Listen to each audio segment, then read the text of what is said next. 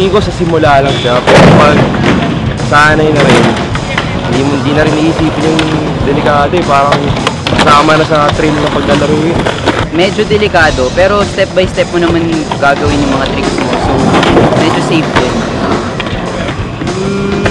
Hindi naman, since basta kung alam mo naman yung limit mo. Ngayon, oo, kasi kulang na kulang talaga skatepark eh.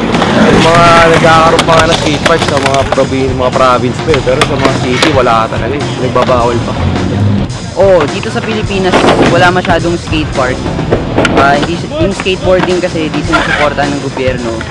Kaya yung mga nag-skate dito sa Pilipinas, yung progression nila hindi masyadong mabilis kasi itong spot na to, parang kami pang mga skater yung gumawa, walang suporta sa kahit saan. Kaya nahihirapan din kami kasi sariling pera din namin yun.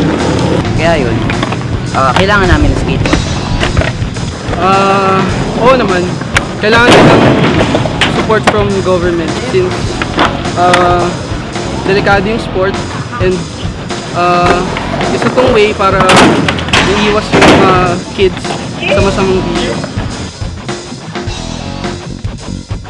Sana maintindihan lang din yung ginagawa namin. Kasi parang iwas bisyo na rin. Iwas mga drugs, ganyan. Kaya sana, supportan na. Parang basketball lang din yun. Hayaan nyo lang kami kasi hindi naman namin kayo pinapakilaman.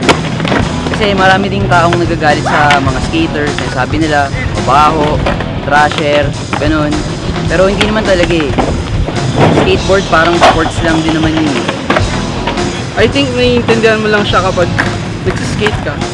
Makakamit kayo ng maraming tao and mga tunay na kaibigan.